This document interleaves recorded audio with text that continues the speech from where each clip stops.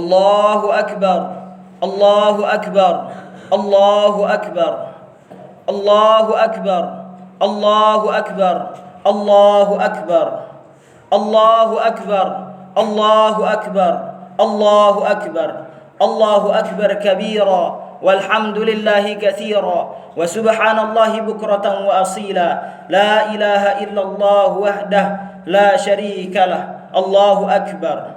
Innal hamdalillah nahmaduhu wa nasta'inuhu wa nastaghfiruh wa na'udzu billahi min syururi anfusina wa min sayyiati a'malina may yahdihillahu fala mudilla lahu wa may yudlil fala hadiya lahu. Asyhadu an la ilaha illallah wa asyhadu anna Muhammadan 'abduhu wa rasuluhu la nabiyya ba'dah. Allahumma salli wa sallim wa barik ala nabina Muhammadin sallallahu alaihi wasallam wa ala alihi wa ashabihi wa man tabi'ahu bi ihsanin ila yaumiddin, amma ba'du. Fa ya ayyuhal hadiruna rahimakumullah, usikum wa nafsi bi taqwallah faqad fazal muttaqun. Wa qala Allah ta'ala fi kitabihil karim, ya ayyuhalladzina amanu taqullaha haqqa tuqatih wa la tamutunna illa wa antum muslimun. Hadirin bapak-bapak, ibu-ibu jamaah salat Idul Adha yang dirahmati Allah Subhanahu wa taala, khatib mewasiatkan kepada diri khatib pribadi dan kepada jemaah sekalian agar kita senantiasa meningkatkan takwa kita kepada Allah Subhanahu wa taala dengan sebenar-benarnya takwa. Salah satu cara agar kita dapat meningkatkan takwa kita kepada Allah Subhanahu wa taala ialah dengan menyadari bahwasanya apa yang kita perbuat di dunia ini akan dimintai pertanggungjawabannya oleh Allah Subhanahu wa taala nanti di hari kiamat. Kita akan mempertanggungjawabkan apa yang telah kita lakukan. Apa yang dilakukan oleh tangan kita akan kita pertanggungjawabkan. Apa yang dilakukan oleh mata kita akan kita pertanggungjawabkan. Apa yang dilakukan oleh lisan kita akan kita pertanggungjawabkan. Apa yang kita lakukan terhadap harta kita akan kita pertanggungjawabkan di sisi Allah Subhanahu wa taala.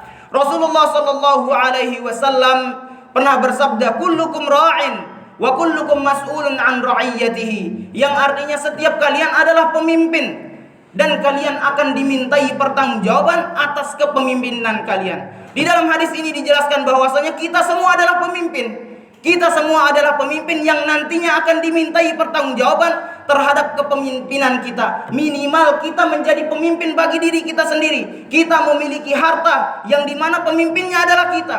Kita memiliki tangan yang dimana pemimpinnya adalah kita. Kita memiliki lisan, kita memiliki mata yang semuanya ini kita yang memimpinnya. Mengapa demikian? Karena kita yang berkehendak atas apa yang dilakukan oleh tubuh ini, dan nantinya Allah Subhanahu wa taala akan memintai pertanggungjawaban terhadap hal tersebut. Seorang anak tentunya ia memiliki kehendak atas apa yang ia lakukan. Apabila orang tuanya memerintahkan untuk mungkin sekadar pergi berbelanja, ia akan diminta pertanggungjawaban atas apa yang ia lakukan. Apakah ia akan menuruti perintah orang tuanya ataukah tidak? Bagaimana baktinya terhadap orang tuanya akan dimintai pertanggungjawaban oleh Allah Subhanahu wa taala. Begitu juga seorang ayah akan dimintai pertanggungjawaban atas anak-anaknya, atas keluarganya, atas istrinya. Begitu juga seorang istri akan dimintai pertanggungjawaban atas suaminya dan juga dirinya sendiri. Rasulullah sallallahu alaihi wasallam di dalam penggalan hadis yang tadi menyebutkan warrajulu ra'in ala ahli baiti. Seorang laki-laki menjadi pemimpin bagi orang-orang yang ada di keluarganya, bagi keluarga yang ada di rumahnya. Wa huwa mas'ulun 'an ra'iyyatihi, dan dia akan dimintai pertanggungjawaban oleh Allah Subhanahu wa taala atas kepemimpinannya. Bagaimana ia akan dimintai pertanggungjawaban? Tentunya nanti di hari kiamat ia akan diingatkan lagi apa yang telah dilakukan di dunia ini. Tentang apa ia akan dimintai pertanggungjawaban? Umumnya tentang dua hal. Yang pertama ialah keduniaan. Tentang hal-hal keduniaan ia akan dimintai pertanggungjawabannya. Kemudian yang kedua ialah tentang akhirat. Ia akan dimintai pertanggungjawabannya. Contoh misalkan seorang laki-laki yang sudah berkeluarga, sudah memiliki istri, sudah memiliki anak, akan dimintai pertanggungjawaban tentang keduniaannya, tentang hartanya, tentang nafkahnya. Apakah ia sudah memberikan nafkah terhadap anak istrinya, akan dimintai pertanggungjawaban. Karena mencari nafkah juga bentuk ketaatan kepada Allah Subhanahu wa taala, maka apabila ia mencari nafkah dengan niat yang benar, dan membelanjakannya dengan benar, memberikan kepada anak istrinya, keluarganya, maka ia akan mendapatkan pahala. Bukan hanya sekadar ketika memberikan nafkah saja, namun ketika proses pencarian nafkah ia akan mendapatkan pahala. Rasulullah sallallahu alaihi wasallam pernah menjelaskan, "In kana kharaja yas'a ala walidaini syaikhaini kabiraini fahuwa fi sabilillah." Barang siapa yang keluar mencari rezeki, mencari nafkah dengan niat untuk membantu, memberikan harta kepada kedua orang tuanya yang sudah tua renta, fahuwa fi sabilillah, maka dia berada di jalan Allah. Dan sebagaimana yang kita ketahui, seorang yang berada di jalan Allah maka mendapatkan pahala. Dan ini akan dipertanggungjawabkan. Oleh karenanya marilah kita perbaiki niat. Kemudian Rasulullah melanjutkan sabdanya, "Wa in kana kharaja yas'a ala waladihi sigharan fa huwa fi sabilillah." Siapa yang keluar mencari harta, mencari rezeki untuk anaknya yang masih kecil, maka ia berada di jalan Allah pula. Selama orang itu mencari nafkah, mencari rezeki dengan niat yang baik, dengan cara yang baik, tentunya ia akan mendapatkan pahala. Dan hal ini akan dimintai pertanggungjawaban oleh Allah Subhanahu wa taala nanti terkait kepemimpinannya, bagaimana ia memberikan dunia kepada anak-anak dan istrinya serta mungkin orang tuanya. Bukan hanya harta, bagaimana kasih sayangnya. Kita lihat bagaimana Rasulullah sallallahu alaihi wasallam begitu menyayangi keturunannya. Bahkan di dalam sebuah hadis Rasulullah sallallahu alaihi wasallam dijelaskan sering mencium cucunya, yaitu Hasan dan Husain. Pernah suatu kali salah seorang sahabat melihat Rasulullah mencium cucunya. Maka para sahabat bertanya, mengapa Rasulullah melakukan hal itu, sedangkan ia tidak pernah melakukannya. Maka Rasulullah menegur orang tersebut, tunjukkanlah kasih sayang, ciumlah anakmu, ciumlah cucumu. Begitu anjuran Rasulullah Shallallahu Alaihi Wasallam. Karena sejatinya kasih sayang tidak bisa dipendam, tidak bisa disimpan, haruslah diungkapkan. Oleh karenanya Rasulullah Shallallahu Alaihi Wasallam juga bersabda, "Man la yarham la yurham." Siapa yang tidak menyayangi maka ia tidak akan disayangi. Oleh karenanya tunjukkanlah rasa kasih sayang itu. Salah satu cara menunjukkannya ialah dengan cara saling memberi hadiah. Rasulullah Shallallahu Alaihi Wasallam pernah bersabda, "Tahadu tahabu." Saling berilah hadiah maka kalian akan saling mencintai. Intinya adalah laki-laki akan dimintai pertanggungjawaban atas nafkah yang ia berikan, atas kasih sayang yang ia berikan. Apakah ia menyayangi atau tidak keluarganya? Bukan sekedar rasa kasih sayang, bukan sekedar nafkah saja, namun juga kesehatan psikologis, perhatian dan lain sebagainya akan dipertanggungjawabkan. Karena kullukum ra'in wa kullukum mas'ulun an ra'iyatihi. Kita lihat bagaimana Rasulullah Shallallahu Alaihi Wasallam ketika sedang senggang, ketika tidak ada pekerjaan yang dia lakukan. Apa yang dilakukan di rumahnya? Dia membantu istri-istrinya. Apabila istrinya masak, ia membantunya atau mengerjakan hal-hal yang ada di rumahnya. Rasulullah Shallallahu Alaihi Wasallam senantiasa membantu istrinya. Kita lihat suri tauladan kita tidak gengsi untuk melakukan hal-hal yang ada di rumah. Mengapa demikian? Kullukum ra'in wa kullukum mas'ulun an ra'iyatihi. Setiap kita adalah pemimpin yang nantinya akan dimintai pertanggungjawaban atas kepemimpinan kita. Warrajulu ra'in ala ahli baitihi. Dan seorang laki-laki menjadi pemimpin bagi orang-orang, bagi keluarga yang ada di rumahnya. Oleh karenanya marilah kita introspeksi diri. Bagaimana dengan istri? Tentunya Rasulullah Shallallahu Alaihi Wasallam melanjutkan sabdanya, "Wal mar'atu ra'iyatun ala ahli baiti zawjiha wa waladihi wa hiya mas'ulatun anhum." Seorang perempuan juga adalah pemimpin bagi keluarga di rumah suaminya dan terhadap anak-anaknya, dan ia akan dimintai pertanggungjawaban atas hal itu. Sebagaimana seorang suami atau sebagaimana seorang ayah akan dimintai pertanggungjawaban atas kasih sayang terhadap anaknya, bagaimana psikologis keluarganya, maka seorang istri pun akan dimintai pertanggungjawaban atas apa yang ia lakukan di rumah. Bagaimana dunianya, bagaimana akhiratnya. Intinya adalah suami dan istri akan sama-sama ditanyai bagaimana muamalah dan muasyarahnya di rumah.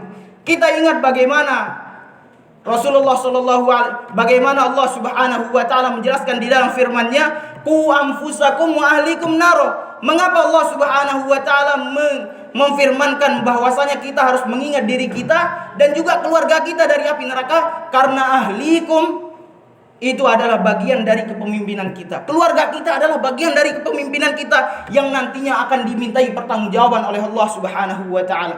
Bukan hanya suami, namun seorang istri juga harus mengajak kepada kebaikan. Harus benar-benar mengintrospeksi diri. Bagaimana ia menjaga dirinya. Bagaimana ketaatannya terhadap suaminya juga akan ditanyakan oleh Allah Subhanahu wa Ta'ala. Ingatlah sabda Nabi Muhammad sallallahu alaihi wasallam, "Lau kuntu amiran ahadan ay yasjuda li ahadin la amartul mar'ata an tasjuda li zawjiha."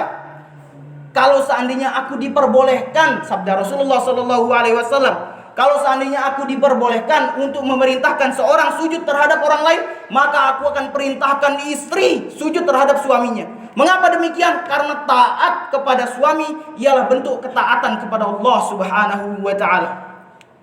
Lihatlah bagaimana syarat-syarat seorang istri masuk surga. Begitu simpel, begitu singkat syaratnya. Cukup ia melaksanakan sholat, mengerjakan puasa, cukup yang wajib saja, dan ia menjaga kehormatan dirinya dan kehormatan suaminya dengan menjaga pergaulannya, dengan menjaga perkataannya, dan juga taat kepada suami, maka ia boleh masuk surga dari pintu mana saja. Rasulullah sallallahu alaihi wasallam pernah bersabda, "Idza shallatil mar'atu khumusaha wa shamat syahraha wa hassanat farjaha wa ata'at ba'laha dakhalat min ayyi abwabil jannati sya'at." Kalau seandainya seorang istri ia menjaga sholat 5 waktu, kemudian ia melaksanakan puasa di bulan Ramadan, kemudian ia menjaga kehormatannya dan ia taat kepada suaminya, ia diperbolehkan dan bahkan dipersilahkan masuk surganya Allah Subhanahu wa taala min ayyi abwabil jannati sya'at, dari pintu mana saja yang ia kehendaki. Mengapa demikian? Karena taat kepada suami ialah bentuk taat kepada Allah Subhanahu wa taala. Intinya adalah kullukum ra'in wa kullukum mas'ulun an ra'iyatihi. Tentang apa kita akan ditanyakan oleh Allah Subhanahu wa taala terhadap kepemimpinan kita, tentang dunia dan juga tentang akhirat kita. Bagaimana muamalah kita di dunia harus baik terhadap keluarga kita, terhadap yang kita pimpin, dan juga lebih lagi kalau seandainya kita sudah baik di dalam keluarga kita, tentu insya Allah kita akan baik terhadap orang lain. Kita akan dipertanyakan bagaimana akhirat juga, bagaimana kita mengajak keluarga kita terhadap ketaatan kepada Allah Subhanahu wa taala.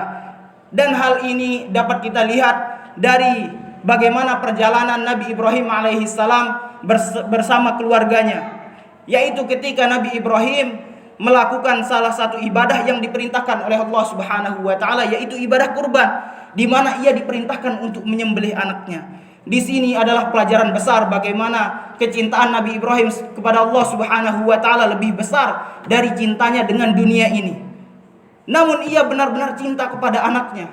Oleh karenanya ia mengatakan kepada anaknya bagaimana pendapat anaknya apabila ia menyembelihnya. Namun kita lihat bagaimana Nabi Ismail alaihi salam berserah diri kepada Allah Subhanahu wa taala dan mengatakan kepada ayahnya, "Ya abati fa'al ma tu'mar." Wahai ayahku, lakukanlah apa yang engkau diperintahkan oleh Allah Subhanahu wa taala. Mengapa demikian? Karena Nabi Ismail taat dan cinta kepada Allah Subhanahu wa taala melebihi apa yang ada di dunia ini.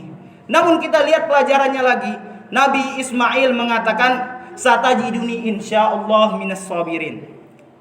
Engkau akan mendapatku insyaallah sebagai orang-orang yang bersabar. Nabi Ismail dengan begitu taatnya tidak mengatakan saya pasti sabar, saya taat kepada Allah, tidak. Namun ia katakan satajiduni insyaallah minas sabirin. Engkau akan mendapatiku sebagai orang yang sabar insyaallah. Nabi Ismail tetap meyakini bahwasanya sabar itu dikaruniai atau diberikan oleh Allah Subhanahu wa taala. Intinya banyak sekali pelajaran yang dapat kita ambil, dan intinya adalah kita harus terus berusaha untuk mengintrospeksi diri kita. Sebagai seorang laki-laki, jangan sampai kita intervensi atau jangan sampai kita tuntut orang yang ada di rumah kita untuk memperbaiki dirinya saja. Kita yang harus memperbaiki diri.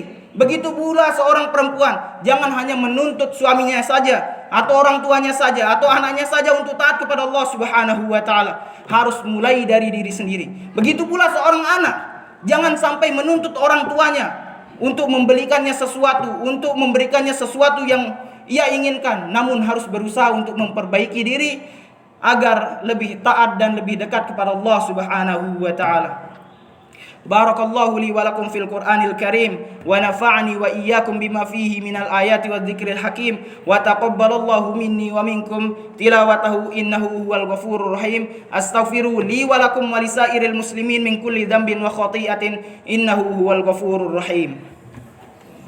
Allahumma shalli ala Muhammad اللهم صل على سيدنا